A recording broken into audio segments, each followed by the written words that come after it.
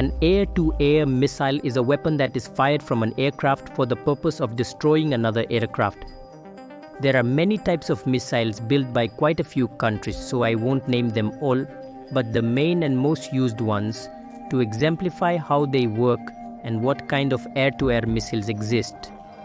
Welcome to a new video. This is Aviation World.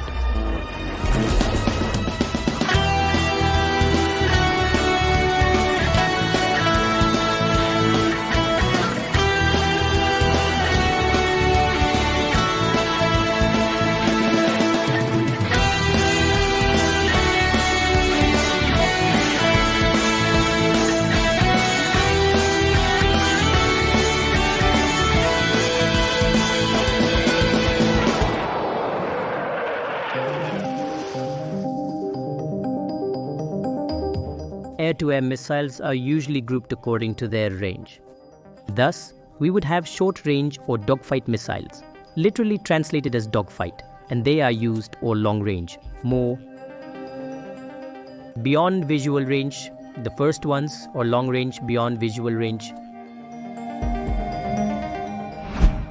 The first ones, the short-range ones, usually use infrared guidance, while medium and long-range missiles have some type of radar guidance, but it is not always the case, and that's why we are going to look at it in depth.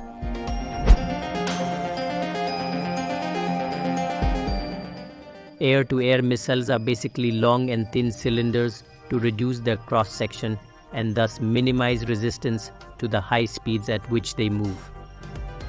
We are going to divide these into 5 main systems: the search system, guidance, warhead, engine or propellant, and the control system. At the front is the search system, either a radar system, infrared detector, electro-optics, or another system. We will return to this topic in more depth soon. Behind that lies the avionics that control the missile. Typically afterwards, in the center of the missile is the warhead, usually several kilograms of high explosive and in some cases pre-fragmented metal. The warheads are usually in some cases pre-fragmented metal. The warheads are usually detonated by a proximity fuse or by an impact fuse if they achieve a direct hit. Much less frequently, nuclear warheads have also been mounted on some missiles, as was the case with the Falcon Air Intercept Missile 26. Although it is known that they have never been used in combat. The rear of the missiles contains the propulsion system, usually solid propulsion, like that of a rocket. But it's not always like that. The European-made Meteor missile combines solid propulsion with a ramjet.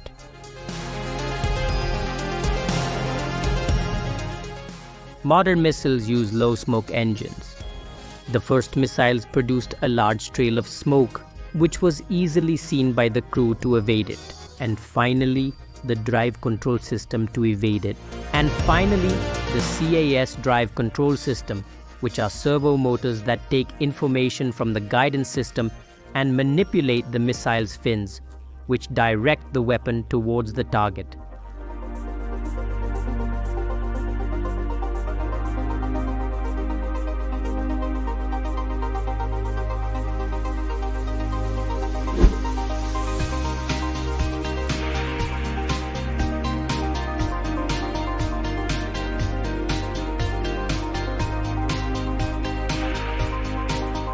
Returning to the guidance of the missiles, we said that these could be heat seekers or infrared guidance, IR for short, as in the case of the Air Intercept missile. 9 Sidewinder, the French Matra R550 Magic, and the Russian Bimpel R73. This type of weapons target a strong heat source, like the exhaust output of engines. The first infrared detectors had low sensitivity, so they could only track the hot exhaust nozzle of aircraft. This meant that an attacking aircraft had to maneuver to a position behind its target before it could fire an infrared-guided missile. These early seekers greatly reduced their effectiveness due to clouds or rain. They could also be attracted by the sun or a reflection of it, but the more modern ones can detect and discriminate even the heat of the aircraft structure due to friction with the air. and it is no longer necessary to only be behind the aircraft to detect the target. An airplane can defend itself against infrared missiles by launching flares. But this topic of countermeasures will be for another video. Radar guidance is normally used for medium or long-range missiles, where the infrared signature of the target would be too weak for an infrared detector to track it. There are three main types of radar-guided missiles: active, semi-active, and passive. Active radar, or AR for short, carries its own radar mounted on the missile's cone. However, the size of the radar antenna is limited by a small diameter of the missiles, which greatly limits its range, which generally means that such missiles are launched at a predicted future location of the target. At a preset point, the missile's radar activates, guiding it to the target. The great advantage of the active radar search system is that it allows a fire-and-forget attack mode, where the attacking aircraft is free to pursue other targets or escape the area after launching the missile.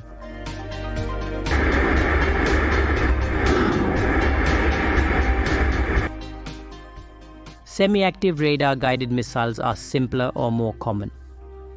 They work by detecting the radar energy reflected from the target. The radar energy is emitted from the launch aircraft's own radar system. This means that the launch aircraft must keep a target illuminated with its own radar all the time.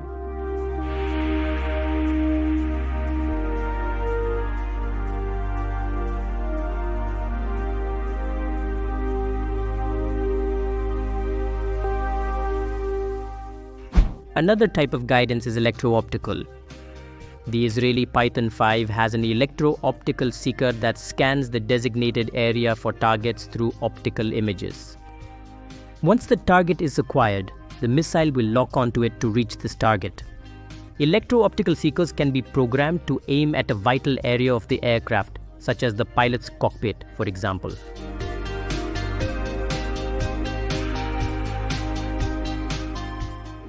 Let's take a look at some condensed history. The air-to-air missile originated from the unguided air-to-air rockets used in World War I. The Leaprier rockets were sometimes attached to the struts of biplanes and were electrically fired, usually against observation balloons. But it was Germany in World War II which invested a great deal of effort in rocket research and then missiles, leading to the deployment of unguided R-2.48 miles rockets to use against large bombers, and the development of several prototypes of the first guided missiles like the Ruhrstahl X-4, but these never saw combat. In the post-war period, the US Navy and Air Force developed the first guided missiles, such as the Air Intercept Missile-4 Falcon from 1956, producing a heat-seeking version and another guided by radar.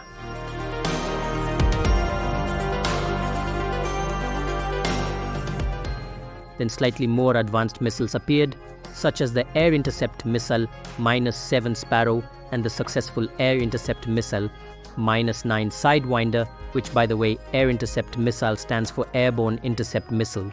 In the same post-war period, the Soviet Air Force introduced its K-5 into service in 1957, used, among others, in the MiG-19C.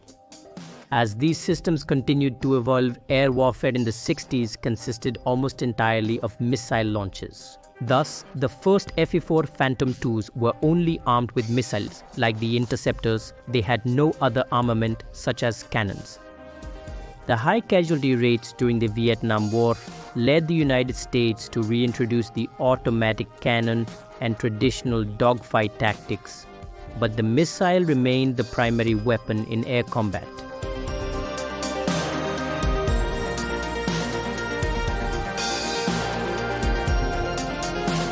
According to some authors, air-to-air missiles are classified into 5 generations according to historical technological advances. The first short-range missiles, like the Zywanger and the Russian K-13, had infrared seekers with a narrow field of view of about 30 degrees and required the attacker to position himself behind the target.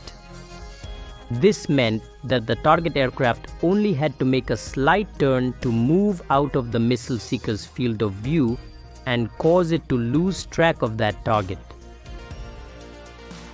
Second generation missiles used more effective seekers that improved the field of view to about 45 degrees or more.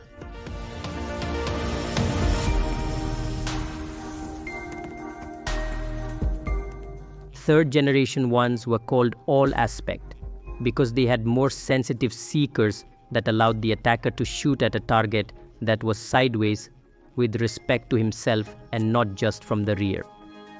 This meant that although the field of view was still limited to a fairly narrow cone, the attacker at least did not have to be behind the target to shoot. The Bimple R-73 entered service in 1985, marking a new generation of air combat missiles. These employed more advanced technologies in the seeker, such as focal plane improvements with flares, and the off-axis angle was increased to 60 degrees, that is, in a field of view of 120 degrees. Those of this generation gained the look-down, shoot-down capability, that is, able to detect, track, and fix a target that moves below the horizon from the radar's point of view. These missiles are also much more agile, and some use vector thrust. The latest generation is also defined by advances in search technologies, this time infrared or electro-optical image seekers, which allow missiles to see images instead of individual points of infrared radiation. Sensors combined with digital signal processing provide greater ability to distinguish aircraft from infrared or radar countermeasures. We can mention some examples of fifth-generation missiles, such as the IR-IST, which is European but mainly a German design, and the Meteor, also European. The Bimple R-73 version M2 from Russia, and also from this country the R-77 M1 and the R-37 of very long range. From France we have the Mika missile.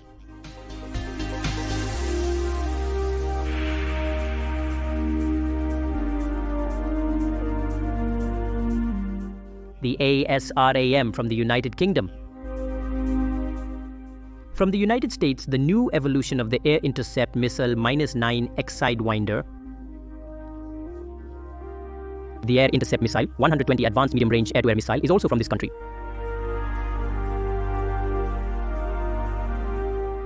Countries like India also have their own development like the Astra. Israel has the already mentioned Python 5. Before finishing the video, I would like to go into more details, interesting details of what the missile would be. In this case, taking the Air Intercept Missile 9 as an example, but many of its kind share it. Let's start with the fins. These are mobile fins that are attached to a section called the opposite side, and if I move one with the hand, the other moves exactly in the same direction as if it were a depth rudder, not like the ailerons that rotate in the opposite direction. Further up is this strange cable that is often seen in missiles, which is called the umbilical cord, which provides electrical power and data from the plane to the missile and is pulled on when launched, remaining on the plane's launch rail. What you see here is the guide or the support of the missile. In this case, it slides until it leaves the plane's rail. Here we have the color band of the warhead. That depends on each country. But in this case, blue denotes that it is an inert head. That is, it is for practice, it is not explosive. But the yellow band, for example, is for high-power explosive. These two small windows are proximity sensors, detecting if the missile is within the explosive range, and it will activate when it approaches the enemy plane. I hope you enjoyed this video. See you next time. I'm Marcos and this is the world of aviation.